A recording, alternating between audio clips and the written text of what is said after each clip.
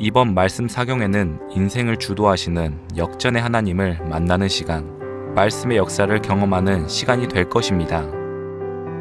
하나님 말씀 앞에 다시 서는 시간, 하나님의 백성답게 살아가는 길을 함께 찾아갑니다. 온 교회, 온 성도, 전 교구가 하나님 말씀으로 다시 일어서는 은혜의 자리로 여러분들을 초대합니다. 하나님의 백성은 말씀으로 살아갑니다. 지금 하나님 말씀 앞에 나아올 때입니다. 말씀의 부흥이 이제 시작됩니다. 네, 오늘은 성도에게만 있는 소망에 관한 말씀, 우리 창세기 15장 12절로 21절에 있는 말씀을 통해서 같이 살펴보겠습니다. 저는 이번 사경회를 통해서 믿음에 대해서, 사랑에 대하여, 또 소망에 관하여 말씀을 나누고 있습니다. 믿음을 이야기할 때는 에무나라고 하는 단어를 사용했는데요, 참는 거다, 견디는 거다, 인내하는 거다. 성도로 이 땅을 살아가는 날 동안 여러 가지 힘듦과 어려움이 있을 때 참고 견뎌내는 것, 이걸 믿음이라고 이야기한다라고 말씀했습니다. 두 번째 시간에 저는 사랑에 대한 이야기를 했는데요, 사랑에 관하여 배우면 배울수록 사랑이 얼마나 어려운지에 대한 이야기를 나눴고요, 이 어려운 사랑을 결코 우리가 우리의 힘과 능력으로 할 수 없다라고 하는 말씀을 나눴습니다. 그래서 주님의 사랑이 필요합니다.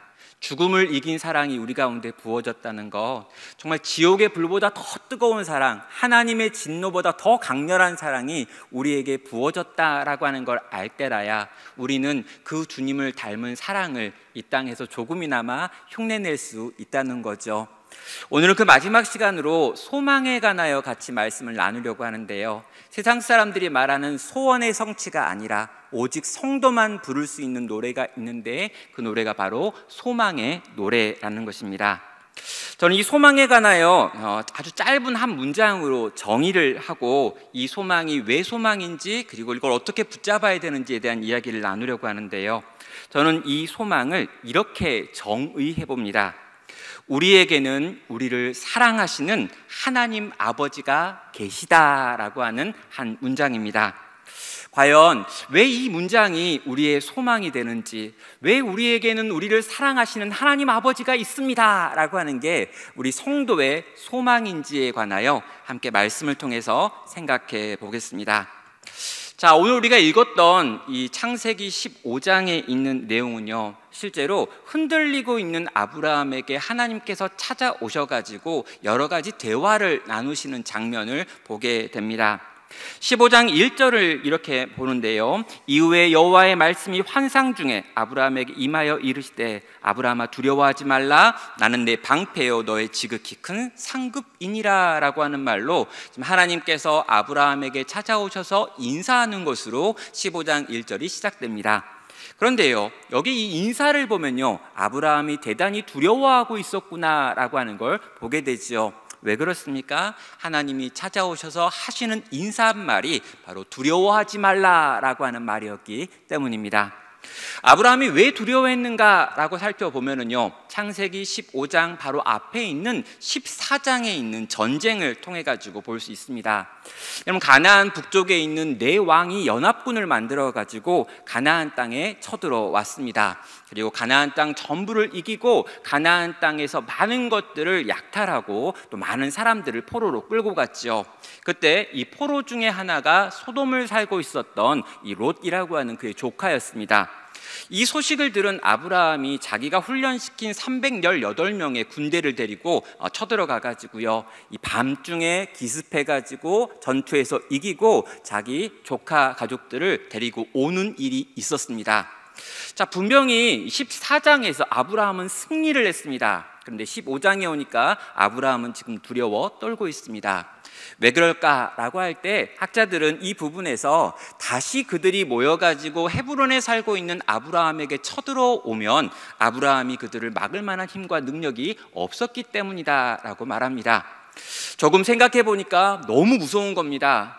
방금 전에 내가 왜 이런 생각을 했을까? 이 조카 롯을 지키겠다고 한밤중에 쳐들어가는 것까지는 괜찮았는데, 시간이 지나고 정신을 차려보니까 내가 무슨 짓을 한 것인가 라는 생각이 들더라는 거죠. 아브라함은 두려워하고 있습니다. 그래서 자기 천막 안에 들어가 가지고 아마 어딘가에 들어 누워 가지고 공포에 떨고 있었던 것 같습니다. 그때 하나님이 찾아오셨죠. 그리고 인사합니다. 아브라함아, 두려워하지 말라.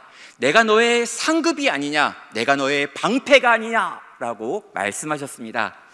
근데 여러분, 한번 이 아브라함의 입장에서 한번 생각을 해보시면 좋겠는데요, 내가 지금 너무너무 큰 적들이 있고 그 적들이 나를 집어삼키려고 다가오고 있다라고 하는 생각 때문에 두려워하고 있었습니다. 근데 하나님께서 찾아오셨어요. 그 찾아오신 하나님이 내가 너에게 방패가 되어줄 테니, 상이 되어줄 테니 두려워하지 말라라고 말만 하고 있습니다.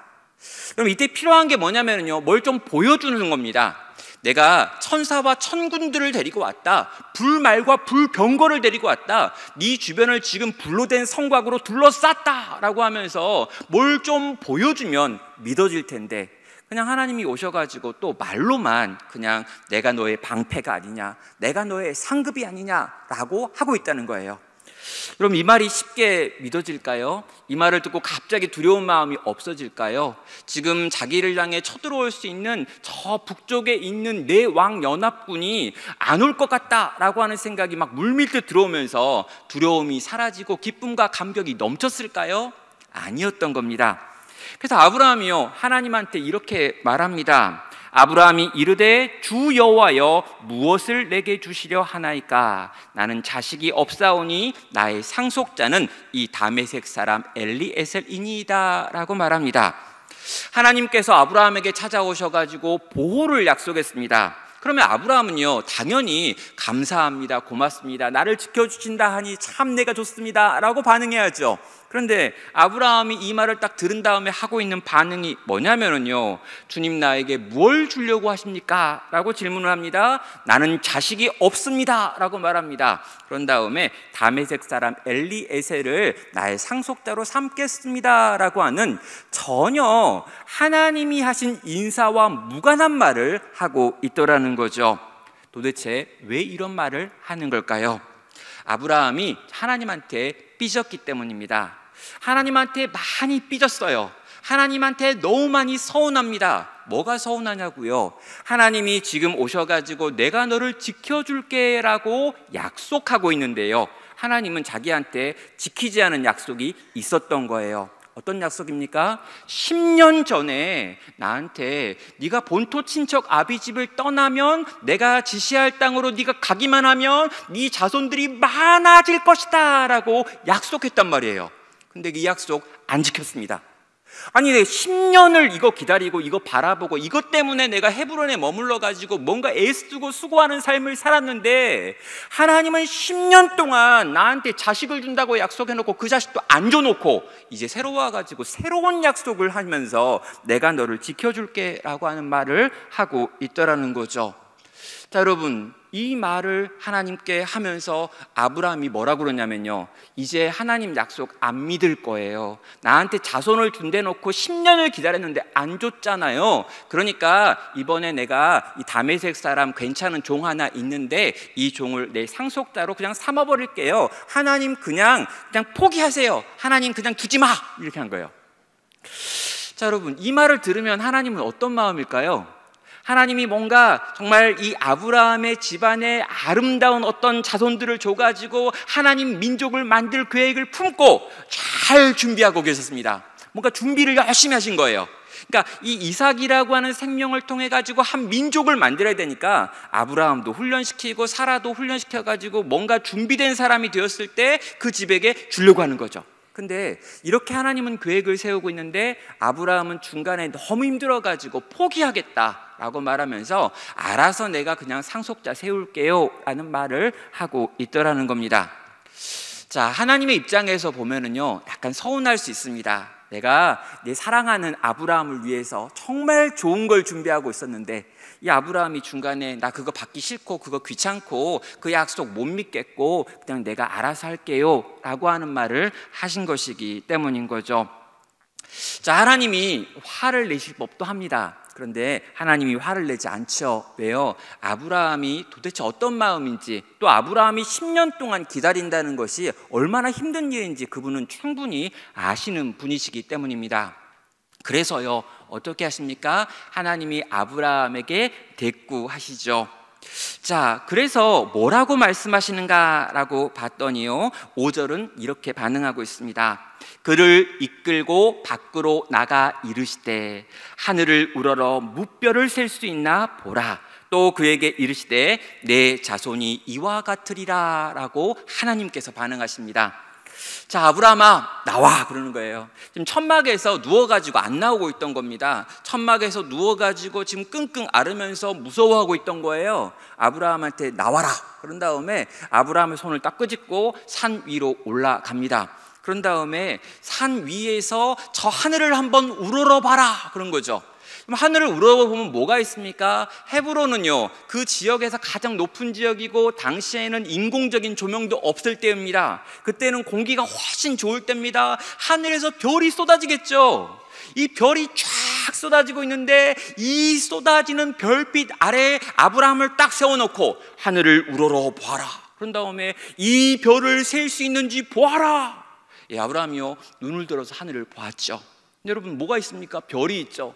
근데 평소보다 별이 엄청 많은 것 같아요. 왜 그래요? 아브라함이 방금 전까지 천막 안에서 막 울고 막 뗐었거든요. 막 기분이 우울했어요. 여러분 약간 우울할 때 하늘 쳐다보면 약간 눈물 글썽글썽할 때 별들이 더 많아 보일 거 아니에요. 막 하늘이 쫙 있는 거죠. 이렇게 별을 딱 보는 순간 아브라함이 와 오늘 왜 이렇게 별이 많지? 그랬는데 하나님께서 셀 수 있나 봐. 이걸 어떻게 셉니까? 그랬더니 하나님이 이 너의 자손이 이 많은 별들처럼 가득해질 것이다. 그때 갑자기 아브라함이 믿음이 막 생겨요. 자, 이게 이제 저처럼 이제 뭐 MBTI에서 T인 사람들은 이게 잘 이해가 안 돼요. 아주 생각을 많이 하고 고민을 많이 하고 계산을 열심히 하는 저는 이게 왜 감동인지 잘 모르겠는데 아브라함은 아마 F였던 것 같아요. 그래가지고 하늘을 탁 보는데 별이 쫙 깔려 있는데 이 많은 별들이 너의 자손 같아지리라. 그러는데 갑자기 그게 믿어져.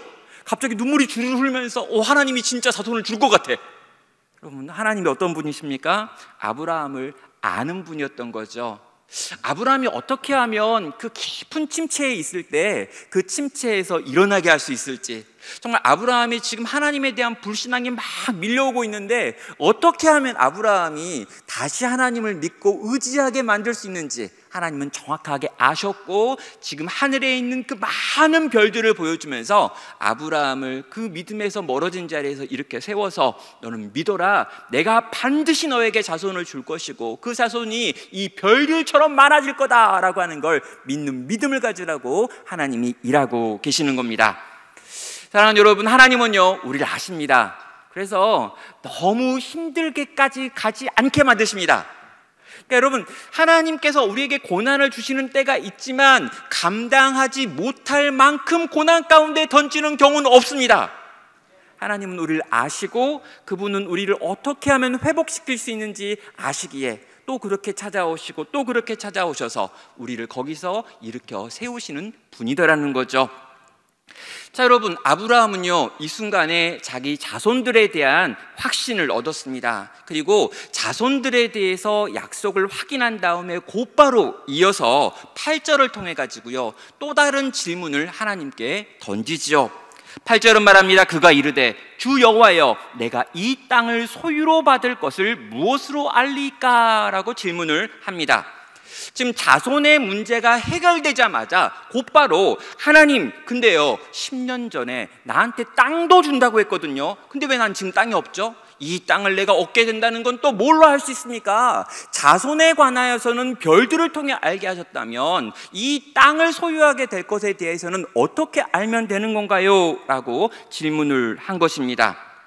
아브라함의 태도가 약간 얄밉기는 합니다. 이게 자손 문제가 딱 해결되자마자 땅은요 딱 그러면서 하나님, 이왕 오신 김에 요번에 대답 다 하세요 라고 하면서 지금 하나님을 향해 몰아붙이고 있는 거죠. 저는요 하나님이 아브라함이 하는 이 질문 그리고 아브라함의 이 표정을 보면서 되게 즐거우셨을 것 같다라고 하는 생각을 합니다. 왜 그런 겁니까? 아브라함이 이렇게 질문하는 이유가 하나님을 똑바로 믿고 끝까지 섬기기 위해서였기 때문인 거죠. 정말 하나님을 믿고 싶어요. 근데 믿음이 잘 안 생겨요. 하나님이 내게 자손을 준다, 하나님이 나에게 땅을 준다 라고 약속하시고 그 약속을 믿고 살아야 합니다. 근데 여러분, 믿음이 막 흔들린다는 거죠. 잘 그게 막 안 오는 거예요. 아니 분명 하나님은 약속했는데 과연 진짜 그런가라고 하는 의심이 막 밀려오더라는 거죠. 그래서 이 의심을 걷어내기 위해서 하나님께 묻더라는 거죠. 저는요, 이 성경에서 우리 그리스도인들이 가장 싫어하는 예수님의 제자가 누군가라고 하면요, 아마 가룟 유다일 겁니다. 그리고 두 번째로 싫어하는 예수님의 제자가 누굴까? 그러면 의심 많은 도마라고 많은 분들이 이야기를 해요. 근데 여러분, 도마가 진짜 의심이 없었을까라고 하는 생각을 합니다. 정말 도마가 그렇게 나쁜 제자인가라고 하는 생각이 드는 거죠. 여러분, 예수님이 부활하셨는데요, 이 부활하신 예수님께서 제자들이 모여있는 그곳에 들어오셔가지고 제자들을 만났습니다. 근데 하필 그때 그 자리에 도마가 없었죠. 도마가 잠깐 어디 갔다가 딱 들어왔더니 제자들이 난리가 났습니다. 예수님이 부활하셨대, 살아나셨대, 그분이 오셔가지고 우리랑 대화도 하시고 그분의 손에 우리가 손가락도 만져보고 옆구리 손도 넣어봤어. 우리는 예수님이 부활한 걸 봤다. 도마야, 너도 믿어. 도마가 안 믿어져요. 왜냐하면 3일 전에 예수님이 십자가에 달려서 비참하게 죽어가는 걸 봤거든요. 예수님이 차갑게 식어진 시체가 돼가지고 굴 안에 들어가는 걸 봤단 말이에요. 나는 내 두 눈으로 예수님이 죽어가는 걸 봤고 죽은 시체를 봤고 그걸 무덤에 집어넣는 걸 봤는데, 지금 주변에 있는 모든 사람들이 예수님이 부활했다라고 막 이야기를 하고 있는 거죠. 여러분이 도마라면요, 이 주변에 있는 제자들의 말을 딱 들으면서 와, 예수님 진짜 부활하셨구나 라고 믿어질까요? 예, 안 믿어진 거예요.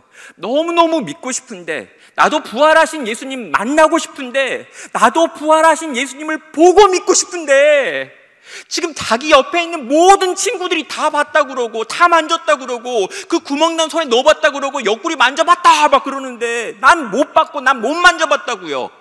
그래서 소리를 지르는 거죠. 나도 만나보고 싶고 나도 만져보고 싶고 나도 보고 싶고 나도 그 못자국 난 손에다가 한번 만져가지고 그 구멍도 확인해보고 싶다고 소리를 지르는 거죠. 믿지 않고 싶어서 의심하는 게 아니라 제대로 믿고 싶은데 안 믿어지니까 제발 나한테도 좀 보여달라고, 나한테도 좀 찾아와 달라고 도마는 외쳤던 것입니다. 그래서 예수님 어떻게 합니까? 일주일에 또 찾아오셔가지고 도마를 보면서 네가 안 믿어진다며 만져볼래? 막 해가지고 만지고 보고 경험하게 하신 다음에 이제 믿는 자가 되라 라고 말씀하는 거죠. 사랑하는 여러분, 하나님은요 아브라함한테 화내지 않았습니다. 정말 여러분도 마찬가지고 우리도 마찬가지입니다. 하나님을 열심히 믿고 싶은데 어떤 게 딱 걸려가지고 안 믿어져요. 하나님을 위해 정말 열심히 살고 싶은데 이런저런 것들이 있어가지고 요것만 좀 해결되면 내가 주님을 정말 사랑할 것 같은데, 그러면요 이거 가지고 하나님께 나가야죠. 하나님 제발 좀 믿게 해주십시오. 하나님이 살아계신다는 걸 좀 보게 해주십시오. 하나님이 지금도 일하신다는 걸 나로 좀 믿게 해주십시오. 나 진짜 믿음이 없습니다. 이거 끝까지 믿을 만한 힘이, 능력이 없어요. 그러니 하나님 제발 날 좀 도와달라고, 내게 좀 찾아와 달라고, 날 좀 만나달라고, 내 자식들에게 찾아와 달라고, 믿음 없는 내 가족들 가운데 찾아오셔서 제발 좀 만나서 인생이 변화되는 것 좀 보게 해달라고, 하나님 살아계신다는 거 내 눈이 좀 목도하게 해달라고 하나님께 나아가 구해야 하지 않겠느냐라는 것입니다. 사랑하는 성도 여러분, 우리가 의심하기 위하여 의심하는 게 아니고요, 제대로 믿고 순종하고 헌신하기 위하여 하나님께 질문을 가지고 나아가시면 하나님께서는 그 질문에 웃으시며 대답하시며 당신의 모습을 보이시며 당신의 기적을 우리의 삶 가운데 펼쳐 놓으실 것입니다. 성도 여러분, 여기서 우리는요 하나님을 믿는다라고 하는 게 과연 뭔지 다시 한번 생각해 볼 필요가 있습니다. 하나님을 믿는다라고 하는 건요, 하나님이 이런 일들을 이런 방식으로 이런 때에 하실 것이다 라고 하는 걸 이해하고, 그래서 하나님은 그렇게 할 거야 라고 믿는 게 아닙니다. 이런 것들을 이런 방법으로 이러한 때에 할 것이다 라고 하는 것은요, 대부분 우리가 품고 있는 어떤 욕망과 소원에 해당하는 부분입니다. 내가 원하는 게 있어요. 내가 원하는 시간이 있습니다. 내가 원하는 방식도 있어요. 그래서 하나님이 요렇게 해주십시오 하고 믿고, 그렇게 막 붙들고 그렇게 막 하나님께 씨름하고 이거 주십시오 이때 막 하는 거, 요걸 믿음이라고 생각하는 분들이 있습니다. 근데 성경이 말하는 믿음은 그런 믿음이 아닙니다. 성경이 말하는 믿음은요, 이런 거예요. 하나님 자체를 믿는 겁니다. 하나님 자신을 믿는 거예요. 하나님이라고 하는 존재를 믿는 겁니다. 하나님이 나를 사랑하신다. 하나님이 나를 위해 최고의 계획을 가지고 있어. 하나님이 나를 창조한 분이시기 때문에 나를 위한 최고의 이야기는 하나님 안에 있는 거야. 그래서 하나님께서 언젠가 어느 땐가 그분의 방식으로 내 삶 가운데 가장 좋은 것을 행하실 거야 라고 하는 걸 믿는 것, 이걸 성경적 믿음이라고 이야기합니다. 여러분, 이건요 우리 다 어렸을 때 배우는 거예요. 여러분, 우리가 아기였을 때요, 아주 어렸습니다. 이제 막 태어나가지고 이제 막 좀 기어다닐 무렵이라고 생각해봐요. 그럼 이 기어다닐 무렵에 우리에게 가르쳐주는 단어들이 있어요. 그러니까 내가 언어를 배우잖아요. 근데 여러분, 언어를 배울 때 가장 먼저 엄마, 아빠 뭐 이런 걸 배우잖아요. 그 다음에 뭘 배울까요? 그 다음에 뭘 배우냐면요, 지지를 배워요. 지지. 그리고요, 떼찌를 배웁니다. 떼찌. 이게 뭐냐면 이제 기기 시작하면서 애가 막 호기심이 막 오니까 그때 뭘 보면 막 만지려고 그러고 먹으려고 그러잖아요. 똥 싸놓고 지가 막 먹고 있잖아요. 그러니까 여러분, 그런 걸 볼 때마다 주변에 있는 어른들이 뭐라고 그럽니까? 지지! 딱 그러면요, 이건 먹으면 안 되는 거야, 더러운 거야 라고 하는 말을 길게 말하는 게 아니라 지지라고 하는 걸로 이해하는 거죠. 그런 다음에 뭐라고 합니까? 떼찌는 더 심한 거예요. 너 그거 건들면, 거기 다가가면 맞는다 이런 거죠. 이 지지랑 떼찌라고 하는 말을 우리가 잘 들었기 때문에 지금 멀쩡하게 여기 있습니다. 만약 요 말 안 듣고 지지했는데 먹고 떼찌했는데 움직였다면 지금쯤 거의 우리가 지금 이렇게 살아있지 않아요. 그럼 만약에 저기 불이 있는데 이 불에게 다가가고 있는 나를 보면서 엄마가 설명을 했다고 생각해봐요. 이 불은 굉장히 뜨거운 거고 이 불 위에 너의 손을 넣으면 너의 연약한 손이 불에 의하여 화상을 입을 것이고 2도에서 3도 화상을 입고 수포가 발생할 것이며 수포 안에서 세균이 감염돼 가지고 나중에 그 손가락을 자를 수도 있어. 그러니까 넌 절대 불을 만지면 안 돼 라고 듣고 이해하고 납득해서 불 위에 손을 안 얹은 사람이 있냐는 거예요. 대부분 이해 못합니다. 이 작은 머리로 이해가 안 돼요. 그래서 뭐라고 합니까? 지지, 떼치라고 했더니 안 만졌던 거예요. 지금 손에 화상 없는 분들은요, 그 말에 순종했던 사람뿐인 거죠. 하나님을 믿는다는 것도 마찬가지예요. 우리 부모가 나한테 지지라고 말하면 더러운 거겠지, 떼찌라고 말하면 안 되는 거겠지, 그거 하면 나한테 손해니까 하지 말라고 하는 거겠지라고 하는 부모를 믿는 거예요. 하나님을 믿는 겁니다. 하나님이 내 인생 가운데 그걸 주지 않았으면 그게 없는 게 나으니까 안 준 거겠지. 하나님께서 인생에 그런 고난을 주셨다면 그게 내 인생에 꼭 있어야 되니까 나한테 허락하신 거겠지. 하나님이 내가 아무리 오래 이렇게 있어 기도했는데 아직 응답을 주지 않았다면 지금 내가 받으면 안 되는 거라서 하나님께서 지금 참고 계시는 거겠지. 하나님은 선하시고 하나님은 나를 사랑하시고 하나님은 나를 창조하셨고 나를 위한 최고의 계획이 하나님 안에 있으니 하나님께서 언젠가 어떤 방법으로 어떤 시간에 가장 좋은 것들로 내 삶을 채우시겠지라고 하는 걸 믿고 그분의 존재를 신뢰하며 그분의 뒤를 따라가는 것, 이게 성도가 하나님을 믿고 사는 삶의 방식인 것입니다. 사랑하는 여러분, 이 하나님을 존재로 믿으시길 바랍니다. 내가 원하는 때, 내가 원하는 방식으로 채워주지 않는다 할지라도 하나님이 날 위해 진짜 좋은 걸 준비하고 있을 거야. 결국에 가장 좋은 걸로 채우시겠지 하고 생각하면서 믿음으로 한 걸음 한 걸음 또 이 광야를 지나갈 수 있는 여러분 되시기를 바랍니다. 자, 이제 하나님께서는요, 땅에 대한 이야기를 막 하십니다. 그러면 땅이 언제 너에게 돌아올 것인지를 설명하는데 여기 막 400년이 등장하고 있고요. 여기에 네가 아니라 한참 후에 너의 후손들이 먼 데로 갔다가 돌아와가지고 그때야 땅을 차지하게 될 것이다 라고 하는 이야기를 합니다. 이게 어떤 이야기입니까? 이게 이제 출애굽에 대한 이야기를 하나님이 하고 계시는 거고요. 그런 다음에 여호수아 전쟁에 대한 이야기를 하신 다음에 500년쯤 지나가지고 너의 후손들이 가나안 땅에 돌아와가지고 가나안 땅을 차지하고 거기서 민족을 이룰 것이다 라고 하는 이야기를 하나님이 차근차근 하나하나 설명하셨습니다. 아브라함이 그게 이해가 됐을까요? 이해 안 되죠. 여러분 500년 후입니다. 여러분 조선왕조 500년인데 이 고려시대 때 어떤 이야기가 있었는데 거의 조선시대 다 끝나가지고 대한제국이 들어와가지고 이루어질 어떤 이야기예요. 여러분 아브라함 이해 못합니다. 근데 여러분 하나님이 뭔가를 이야기하니까 알아듣는 척은 했겠죠. 그런 다음에 하나님이 그 약속이 반드시 이루어질 거야, 내가 한 약속은 반드시 성취돼 라고 하는 걸 보여주기 위해서 아브라함아 나를 위해서 한 가지 의식을 준비해라 라고 말합니다. 그게 어떤 의식입니까? 네가 가가지고 짐승을 쪼개라는 거죠. 큰 짐승부터 해가지고 작은 짐승까지 5종류의 짐승들을 가지고 와서 그걸 반으로 딱 쪼개라. 그리고 이쪽 나누고 이쪽 나누고 이쪽 나누라. 그리고 밤이 될 때까지 기다려라 라고 말합니다.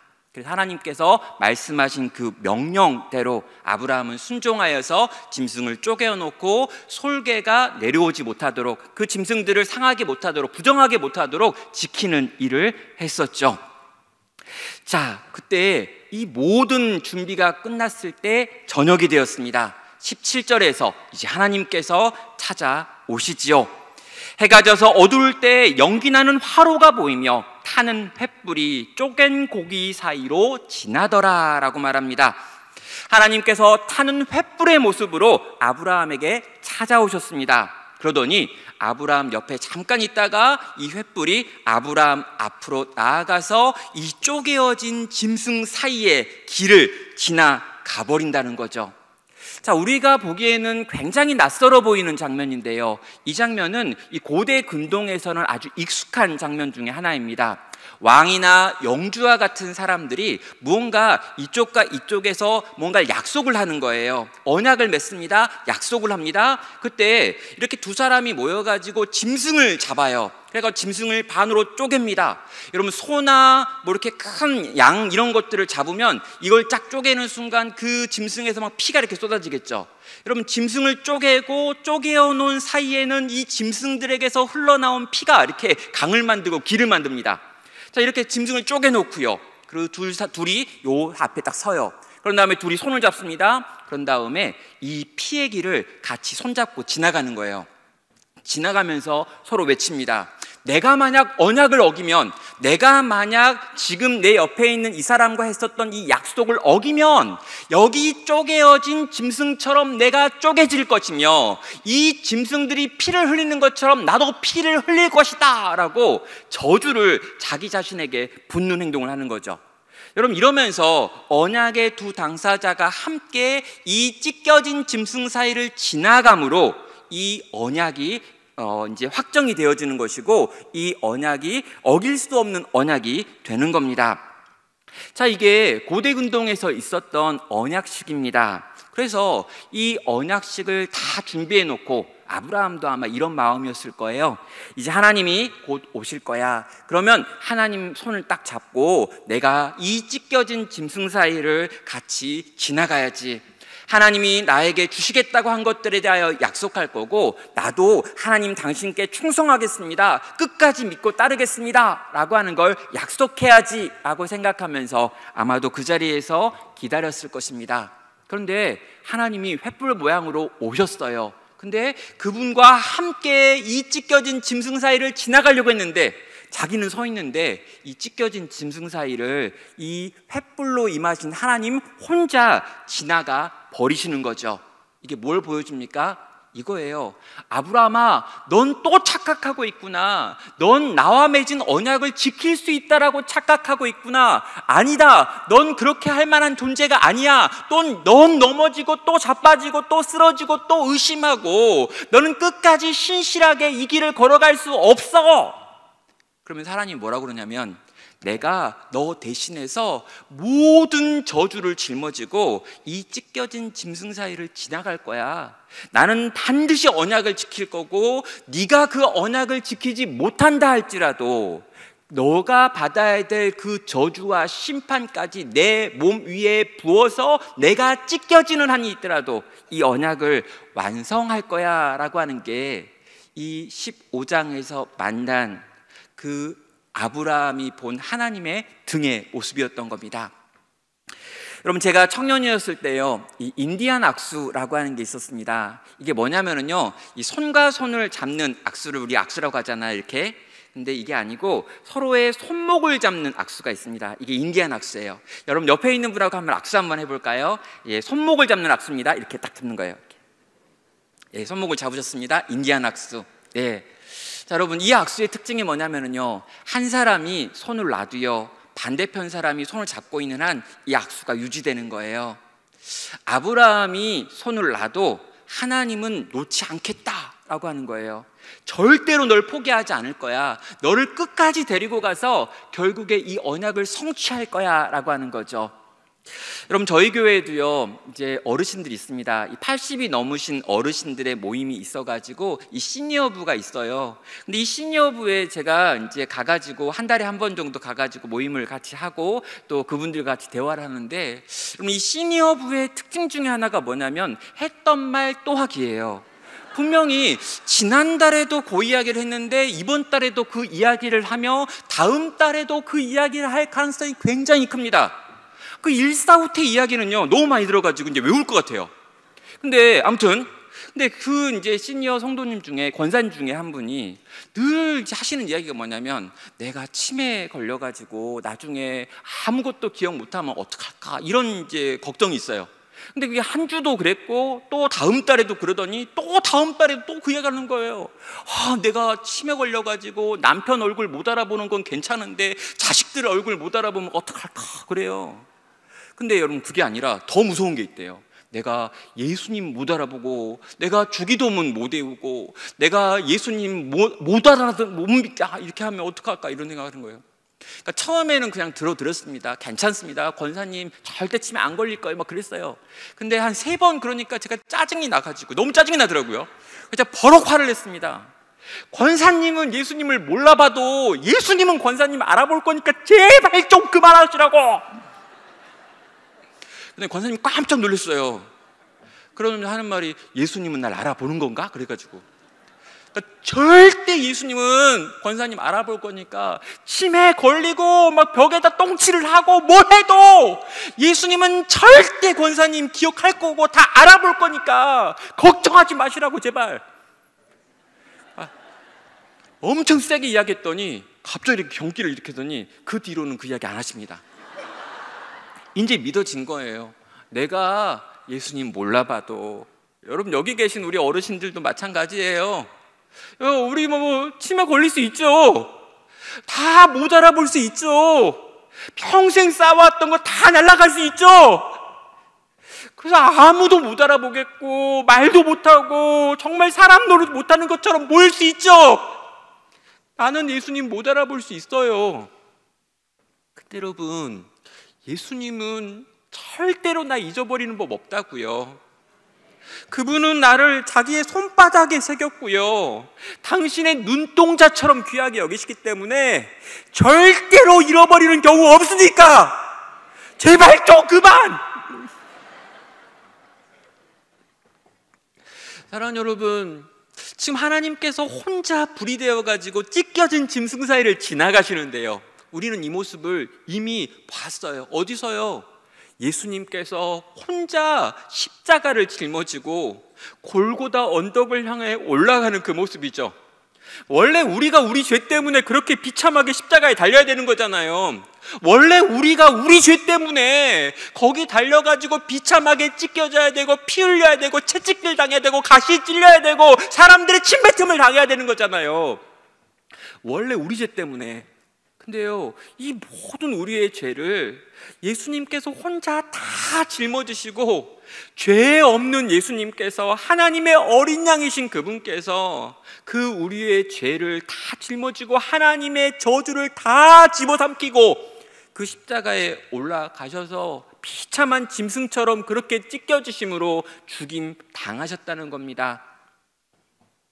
로마서 5장 8절은 그래서 이렇게 말하죠. 우리가 아직 죄인 되었을 때 그리스도께서 우리를 위하여 죽으심으로 하나님께서 우리에 대한 자기의 사랑을 확증하셨느니라. 여러분, 구원은 우리한테 달린 게 아닙니다. 만약 구원이 우리한테 달린 거였으면요, 우린 절대 구원 못 받죠. 조금 믿음이 있을 때도 있지만 대부분 믿음이 없잖아요.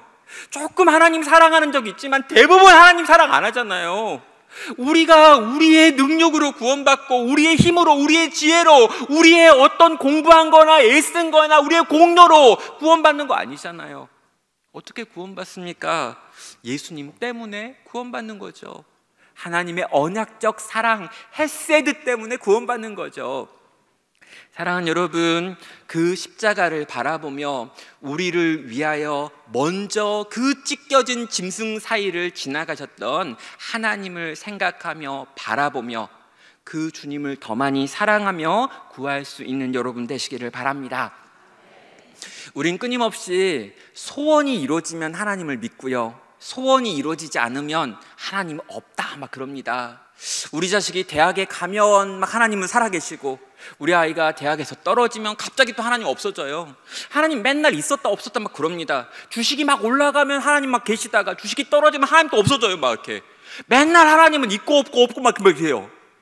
아니라고요. 우리의 소원이 믿음을 만드는 것이 아니라 우리를 위하여 십자가에 달려 죽으시기까지 우리를 사랑하신 이 주님을 바라볼 때 우리는 믿음이 생기고 그 믿음을 붙들고 이 땅에서 평생을 살아갈 수 있다라는 것입니다. 저는요, 첫째 날에 저희 집에 있는 아들 이야기를 잠깐 했습니다. 지금 4년째 집에서 나오지 않는 아들 이야기였죠. 이 아들 때문에 너무 마음이 힘들었습니다. 처음에는요, 정말 너무 우울해가지고 하루 종일 침대 모퉁이에 앉아가지고 벽을 쳐다보고 있는 거예요. 차라리 그냥 오락을 했으면 좋겠습니다. 차라리 그냥 유튜브를 봤으면 좋겠고요, 차라리 편하게 누워 있었으면 좋겠다라고 생각하는데 그 불편한 자리에 불편하게 앉아가지고 하루 종일 벽만 쳐다보고 있는 거예요. 여러분, 그때 진짜 저도 마음이 무너졌는데요, 제 아내도 마음이 막 무너졌습니다. 그래가지고 이 아들이 혹시 뭘 할지 모르니까 정말 아내가 정말 이 아이의 방 벽에 붙어가지고 잤어요. 벽에 붙어가지고 문에다 귀대고 혹시라도 아이가 무슨 일을 행할까봐 그 안에서 정말 두려워하면서 불안해하면서 아이가 방 안에 있는데 그 아이를 지키는 시간들을 보냈죠. 여러분, 그렇게 한 해가 지나고요, 2해가 지났습니다. 종종 조금 괜찮아질 때도 있었지만 많은 시간 자기 방에서 나오지 않고 밥도 그 방에서 막 안 나오려고 하고 사람들과 만나는 것, 가족들과 만나는 것도 싫어했던 제 아들의 모습이 있는 거죠. 그럼에도 저는 열심히 목회했습니다. 목사로 하나님 부르셨다고 생각했고 한 교회를 세우라고 이야기하셨기 때문에 제게 맡겨진 사명을 어떻게든 하려고 애쓰고 노력했습니다.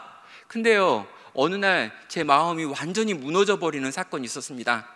제가 가르쳤던 제자 중에 정신과 의사가 있는데요, 이 정신과 의사인 제자가 저한테 그러는 거예요. 목사님은 진짜 너무 이상한 아빠 같다고. 왜 그러냐 그랬더니, 아니 아들이 그렇게 집 안에서 안 나오고 있는데 목사님은 열심히 목회한다고 목회하지만 아들한테 아빠는 도대체 뭐 하는 거냐요. 그래서 너무 제가 놀래가지고 왜 그러냐 그랬더니, 여러분, 의학적 분기점이라는 게 있답니다. 이게 3년이라고 이야기를 하더라고요. 그래서 처음에는 마음의 병 때문에 방 안으로 들어간 아이들이 그 안에서 3년 이상 그렇게 시간을 보내면 그때부터는 마음의 병이 아니라 몸의 병으로 바뀌고 뇌의 질환으로 바뀌어가지고 그때 막 망상이 보이기 시작하고 전두엽이라고 하는 사고의 중추가 점점 더 마비되기 시작하고 언어가 이상해지기 시작하는 이제 몸의 병으로 바뀌어버린다는 거예요. 근데 목사님 아무것도 안 하고 이렇게 놔둬서는 안 된다라고 이야기하더라고요. 그때는 진짜 제 마음이 무너졌습니다. 아, 진짜 안 되겠다, 진짜 이제 못하겠다, 이제는 안 되겠다 결단했어요. 그래서 이제 당회 장로님들하고 모였을 때 5분의 장로님 계신데 이 장로님들한테 말씀을 드렸습니다. 제가 아무리 생각해도 우리 아들을 위해서 이제 사임하겠습니다. 10년 동안 이 교회에서 사역을 했고 이제 사임해도 괜찮을 것 같이 교회가 건강해졌으니 이제 제가 제 아들을 위해서 충분히 한번 시간을 쓰기를 원합니다 라고 해가지고 사임에 대한 말씀을 드렸습니다. 근데 이제 장로님들이 그 말을 듣고 깜짝 놀란 거죠. 여러분이 그렇게 보이지 않을지 모르지만 제가 우리 교회에서 굉장히 사랑받고 있거든요. 그래가지고 장로님들이 깜짝 놀래가지고 다음 주에 한 번 더 회의를 하자라고 이야기하신 다음에 그 다음 주에 이런 이야기를 하시더라고요. 그러니까 작년이었는데요. 작년 연말에 우리가 9, 10, 11월 이 3개월 정도 안식월을 목사님이 좀 쓰시라라고 말씀을 하시더라고요.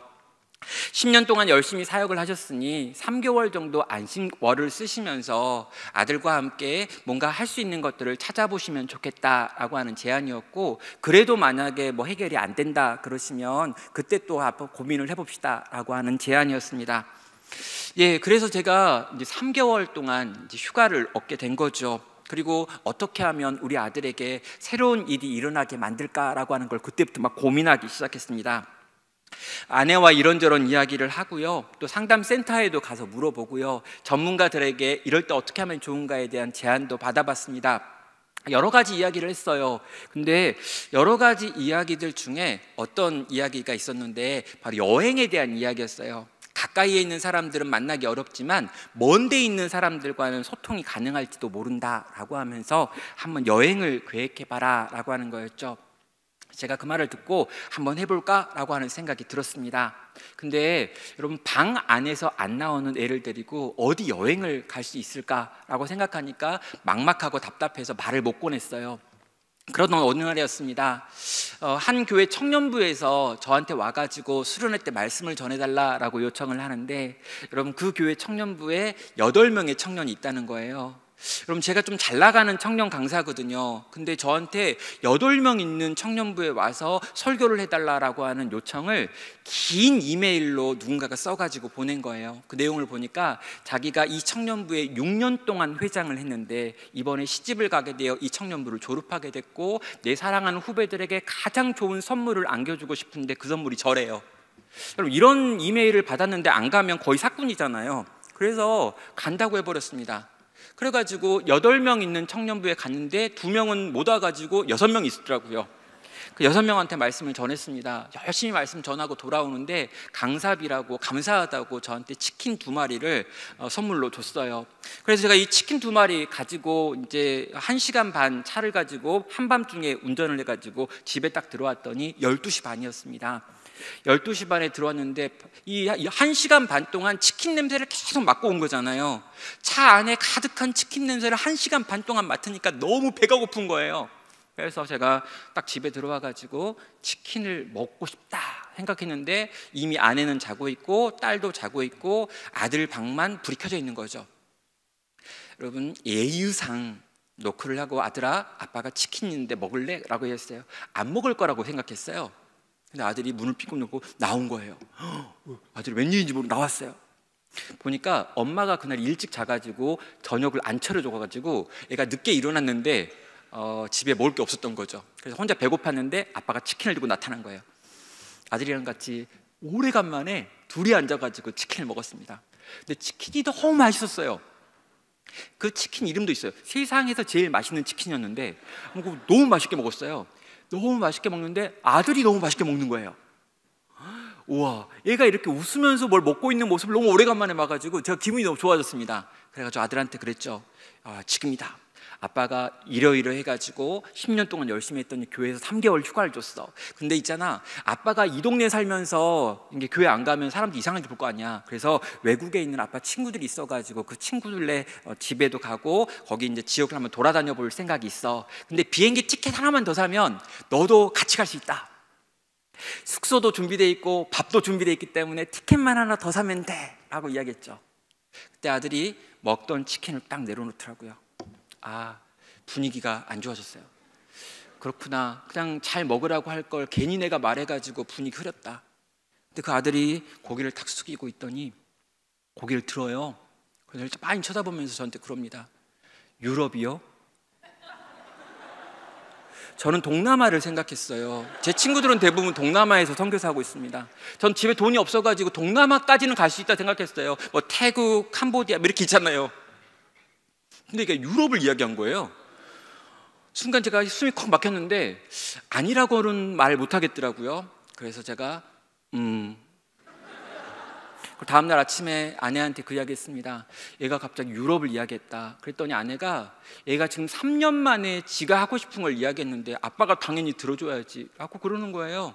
그래서 그때부터 유럽 갈 준비를 하기 시작했습니다. 세계 여행을 갈 준비를 했습니다. 그래서 이제 어떻게 갈까 그랬는데 패키지는 못 간답니다. 왜요? 우리 아이는 다른 사람과 만나가지고 한 공간에 있을 수가 없으니까.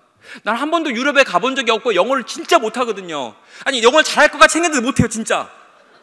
근데 외국에 뭐 별로 또 여행을 좋아하지도 않고 뭐 유럽을 가본 적도 없고 영어를 잘하는 것도 아닌데 이 아들과 둘이서 자유여행을 가야 되는 거죠. 막 제 친구한테 막 여행 좋아하는 친구한테 막 불러가지고 막 보고 막 이렇게 프로그램 짜고 막 해가지고 유럽 갈 계획을 짰습니다. 그리고 어떻게든 집에 우리 아이 안 데리고 오려고, 집에 들어왔다 또 들어갈까봐 이제 유럽 갔다가 뭐 해가지고 저기 막 뉴질랜드 갔다가 막 해가지고요 2달짜리 여행 프로그램을 짰어요.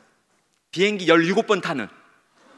돈이 없으니까 직항으로 가면 안 되고 그래가지고 여기 찍고 여기 찍고 여기 찍고 가려고 시간은 많이 있고 돈은 없고 그러니까 고생해서라도 어떻게든 집에서 나가자 그래가지고 2달짜리 여행 계획을 짰습니다. 그리고 여행을 출발했습니다. 아침에 애가 안 일어나더라고요.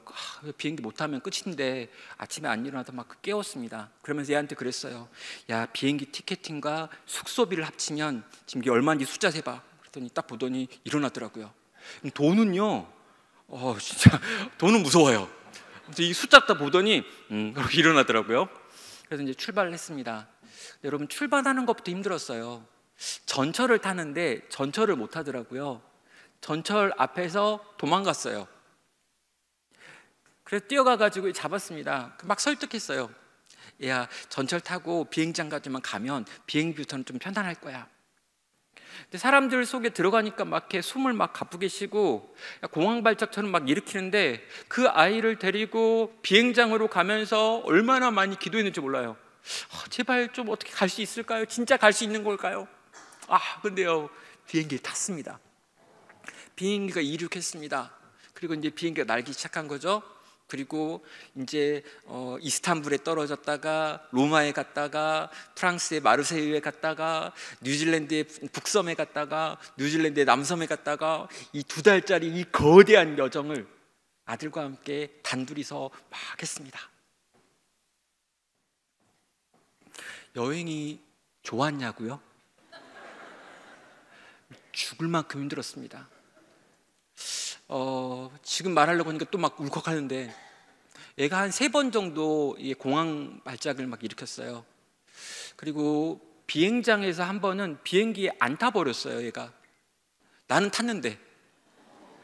그래가지고 제가 공항을 막 뛰어가가지고 제가 그 활주로를 뛰어가려고 하는데 가드가 잡아가지고 제가 잡힐 뻔하고 막 그러던 막 일. 그리고 또 이제 중국을 경유해야 되는데 제가 중국에서 보금 전하다가 한번 블랙리스트에 걸려가지고 공안한테 또 잡혀 들어가 버렸어요. 제가 그래가지고 아들 놔두고 공항에 막 저는 이제 공안한테 잡혀가지고 있고 2번이나 이제 그런 일도 있고. 여러분, 그 여행을 생각하면요 지금 막 식은땀이 납니다. 갔다 온 게 기적이에요. 그 여행을 끝나고 저는 몸무게가 4kg가 빠졌습니다. 그때 이렇게 상한 몸이 아직도 회복이 안 됐어요.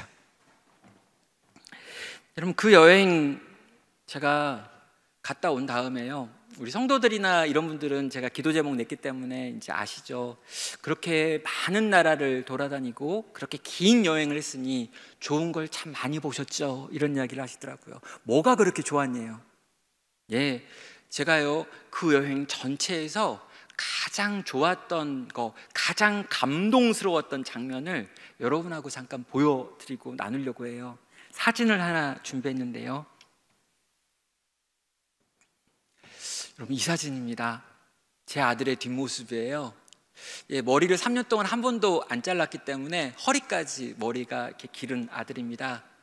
여러분, 이 아들을 데리고 이 여행을 가다가 로마에 있는 판테온이라고 하는 곳에 들려가지고 판테온 안을 돌아다 보고 이제 밖으로 나가고 있는데요, 제 아들이 밖으로 나가면서 이 판테온 신전 앞에 많은 사람들이 들어오려고 입장객들이 쫙 서 있는데 그 많은 사람들과 찬란하게 빛나는 세상을 자기 핸드폰을 들어서 이렇게 찍고 있는 거예요. 여러분, 제가 등 뒤에서 아들이 이 밝은 태양 아래에 있는 그 많은 사람들을 두려워하지 않고 사진기를 들어 막 찍고 있는 그 장면을 보는데 너무 기뻤습니다. 너무 감격스러웠어요. 그래서 그 모습을 이렇게 담는데, 와, 그때 제가 있잖아요. 그때 제 속에서 막 찬양이 터져 나왔습니다.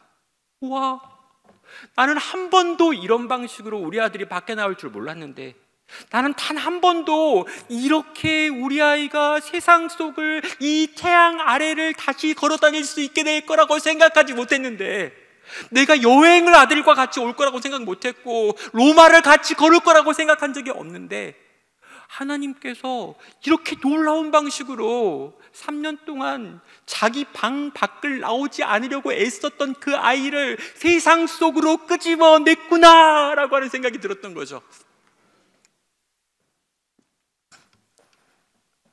하나님은요, 너무너무 우리를 사랑하십니다. 그분에게는 놀라운 계획이 있습니다.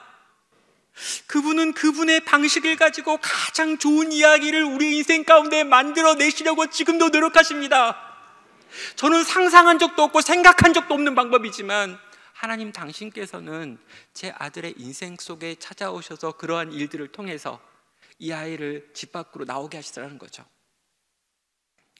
여행이 끝나고 돌아올 때였습니다. 제가 아들한테 물어봤어요. 이제 돌아가면 어떻게 할래? 밖으로 나올 수 있을까? 했더니 아들이 모르겠대요. 다시 또 밖으로 나올 수 있을지 잘 모르겠다. 그래서 그럼 이 여행을 통해서 어떤 좋은 게 있었니? 라고 했더니 그 아이가 저한테 그러는 거예요. 아빠, 근데 있잖아요, 아마 세상에서 아빠랑 2달 동안 아침부터 밤까지 24시간 내내 같이 지내본 아들은 없을걸요? 돌아왔습니다. 그리고 아들이 어느 날 그러더라고요. 자기의 긴 머리를 들고 오더니 아빠, 좀 잘라줄래요? 그래서 아들 이렇게 머리를 제가 뒤에서 잘라줬습니다. 너무 막 이렇게 되게 뭉쳐가지고 막 먼지 같은 거 막 있어가지고 머리 감으려고 하는데 너무 힘들었대요. 이렇게 잘라줬습니다. 그리고 아들이 그 여행 끝난 다음에 몸무게가 6kg가 늘었어요. 근육이 하나도 없던 애가 너무 많이 걸어다니고 힘드니까 막 처먹더니 막 살쪘습니다. 그리고 그 뒤로 키가 한 3cm 정도 더 자랐고요. 지금은 10kg 정도 더 몸무게도 쪄가지고 이제는 굉장히 건강해졌습니다.